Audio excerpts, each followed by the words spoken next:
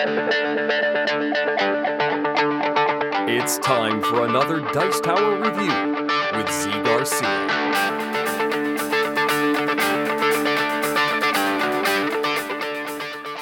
Hey everybody, today I'm taking a look at a card game called Lost in Rillier, which is a Cthulhu-themed card game in which you are trying to escape from this, mystical, horrific land by playing cards, emptying your hand, and then emptying some cards that begin in front of you in your play area. Once you are completely out, you win, or technically you don't lose because it's just about basically not being the last player out.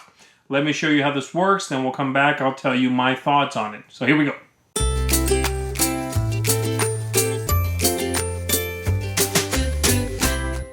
The objective of the game is to not be the one loser in the game. Everyone wins except one player. You're really just trying to avoid being that player.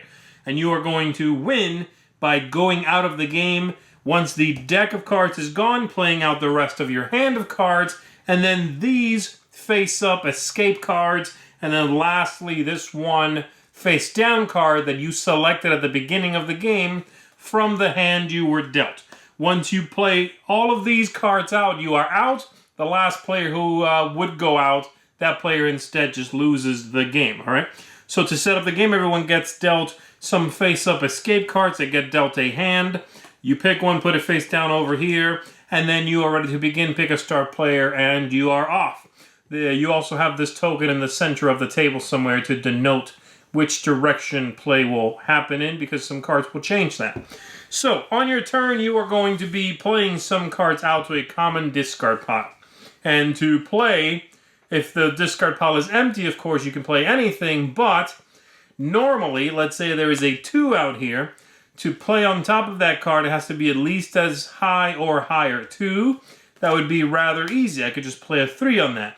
But if there's an 8 out there, you can only play 8s, 9s, or 10s on top of that, and then it would be the next player's turn. If you are unable to play, you would then take the entire discard pile, add it to your hand, all right? There are also, besides the number cards, you have these special cards that do some sort of power. They are not going to affect the number that's been played, and so if there's a 3 in the discard pile, and it is my turn to play, I could play this card, but I would play it sideways like so, just to leave the number visible for the next player, because that will be the one they'll be dealing with. Alright, so it's my turn. I can play as many cards as I want to, as long as they have the same number, and then I might be able to trigger a power. All of the cards down here tell you some sort of power they can trigger, depending on how many have been discarded to the discard pile. In this case, the number 2 here says that if I discard 3 all at once, I can choose a player to miss a turn. If I discard 4 all at once, I can banish the stack and I can play again, which means getting the discard pile completely out of the game, cycling cards out of play. And if I discard 5 of them, then I can choose a player to miss a turn, banish the stack, and play again. So all of it, all right? So I would play 2 of these cards, like so, and then I would draw back up to the hand size of the game, which varies based on the number of players. And then it would be the next player's turn, where they'll take a look at their hand, and they can do whatever they want. So they'll play a 9 in this case, draw back up. Then the next player would go, and they also have a 9, which is fine, but the 9s don't trigger until there's 3 of them. By the way, if this player had played 2 9s, my 9, or this player's 9 here, would be the third 9, hence triggering that power, okay? And then we go to this player, and then this player has 2 7s and a 5, but they have a special card over here, so they can just play this. And this one is called Face Your Darkest Fears. It says banish the stack, including this card, then play again. Great. So they play this, normally, as I said, sideways, but it's not really going to matter in this case because this is all gone out of the game. And then they play again this 5. Now, a single 5 in this case does have a power. It says next card must be lower than a 6. And the more 5s you play all at once, the harder it is to play after this, because the lower and lower it has to be. So, for instance, 3 5s forces the next player to play a number that is lower than a 4. So that's that, and then they draw back up to their hand size. It is now this player's turn. I have to play lower than a 6. That's no problem. I'll play a 1. This, as I said, continues. Some powers triggering, special cards triggering, until this deck of cards here is all gone. Once that happens, then we're all going to continue playing out our hands until that's all gone. Once my hand of cards is gone, then I can play from here. So when it comes back around to me, and there's a 7 on top of there, and I have no hand, well then let's say I'll play that 8 there. And so on, and then I'll be able to play a special card, whatever, until the final card is this one. If I can play that, I'm out. Last player to go out simply loses the game. Everybody else wins. There have been a lot of games of this style, of this genre lately. You know, games in which you are trying to empty the deck, empty your hand, and then empty, get rid of some cards in front of you. Sometimes they're face up, sometimes face down, depending on the game. Go out. Don't be the last one, right? It's not a genre that I tend to enjoy. I find it to be very punishing. It has a really weird cadence. The games are just infuriating, right? When you seemingly are doing well, and hey, look at that, you can play, so here's another 14 cards, right? I just don't find that genre to be engaging, and it's a frustrating thing. Especially with kids, forget playing that with kids. Whenever they feel like they're doing well, they get smacked down. This game does one thing I like, which the smart games in this genre do, and that is every now and then remove the deck, or the discard pile rather. In this game, they call it banishing it, right? And so there is that. That does eliminate cards, so at some point the game will be over. That's good. But it's frustrating still, and then this one also has tons of take that on top of it. You are this concept of the more cards you play of the same kind, the better power you get. It's cool, and I like that in it, but it mostly promotes even more take that.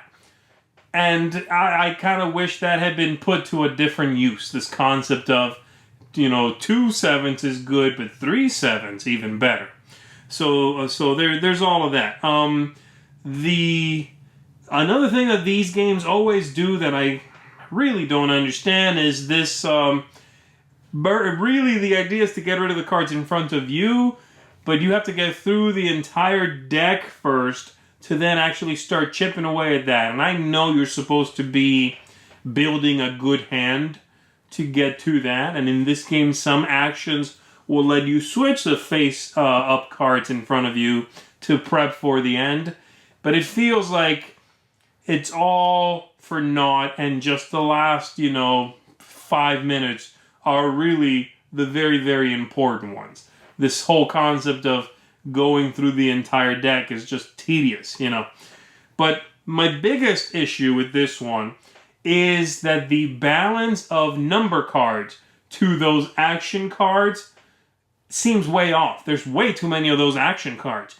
You can very easily and often get out of a jam just by playing one of those. I mean, if you are before me and you play a 10, I don't need a 10 to play. I can play one of 16 action cards or something like that, There's way too many of those.